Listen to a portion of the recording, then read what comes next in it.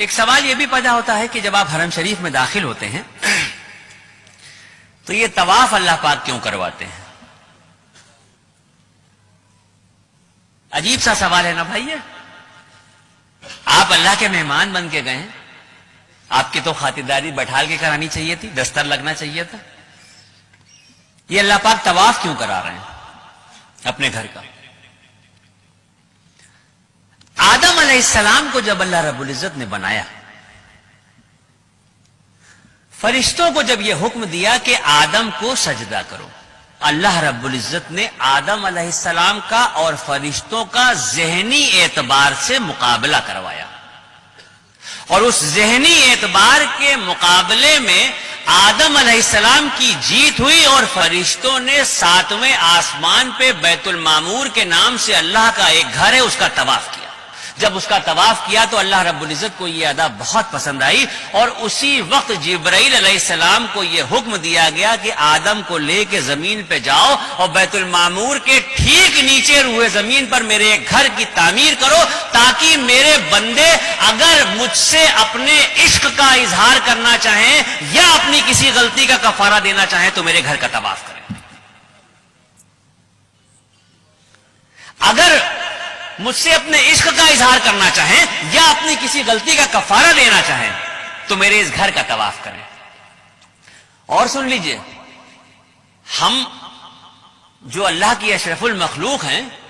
ہماری جب تک سانس چل رہی ہے آپشن کھلے ہوئے ہیں ہمارے سامنے، ہم زندگی میں جتنی بار چاہیں مکہ شریف جائیں، جتنی بار چاہیں حرم شریف جائیں، اور جتنا چاہیں اتنا طواف کریں۔ لیکن وہ جو بیت المعمور کے نام سے اللہ کا گھر ہے جس کے فرشتے صرف طواف کرتے ہیں، تو 70,000 فرشتے روز اس گھر کا طواف کرتے ہیں، اور ایک بار جو فرشتہ طواف کر رہا ہے قیامت تک اس کا دوبارہ نمبر نہیں آئے گا۔ اتنے فرشتے ہیں، اس درجہ طواف ہو رہا ہے کہ ایک بار جو طواف ہو رہا ہے وہ دوبارہ نہیں آئے گا۔ اب یہ جو زمین پہ خانہ کعبہ کی تعمیر ہوئی، تو اب تو ترقی ہو چکی ہے دنیا میں، ہر چیز آسان ہو گئی ہے۔ آپ گوگل پہ دیکھ سکتے ہیں، نقشہ اٹھا کے دیکھ سکتے ہیں، موبائل پہ دیکھ سکتے ہیں، کسی بھی طرح سے اگر آپ دیکھنا چاہیں، آپ گوگل کے نقشے پہ جا کے دنیا کا نقشہ ڈالیے، اور دنیا کے نقشے پہ جب آپ دیکھیں گے تو پوری دنیا آپ کو گول دکھائی دے گی۔ یہ تو نقشے کے دیکھے بغیر بھی سب کو پتا ہے کہ دنیا گول ہے۔ اس دنیا کے گول کے بیچ میں جو سینٹر ہے، بالکل انچوں سے ناپ لیجئے، ایک ایک سوت کے حساب سے ناپ لیجئے، پوری جو گول دنیا ہے اس کے بیچ کا جو سینٹر ہے، اس گول سینٹر پہ یہ کعبۃ اللہ کی تعمیر ہوئی ہے۔ اب یہاں پر بات ختم نہیں ہوتی، یہ تو بات سمجھ میں آ گئی کہ دنیا گول ہے، اور دنیا گول ہے تو اس کے بیچ میں خانہ کعبہ ہے، یہ بات یہاں پہ ختم نہیں ہوتی۔ اگر سائنس یہ کہتی ہے، میں نہیں کہہ رہا ہوں، اگر سائنس یہ کہتی ہے کہ دنیا گول ہے اور گھوم رہی ہے،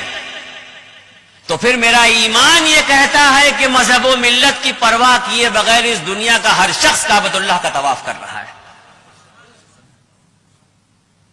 اگر سائنس یہ کہہ رہی ہے کہ دنیا گول ہے اور گھوم رہی ہے، تو پھر میرا ایمان یہ کہتا ہے کہ اس دنیا پہ مذہب و ملت کی پرواہ کیے بغیر کسی بھی مذہب کا شخص ہو، ہر شخص جانے میں یا انجانے میں کعبۃ اللہ کا طواف کر رہا ہے۔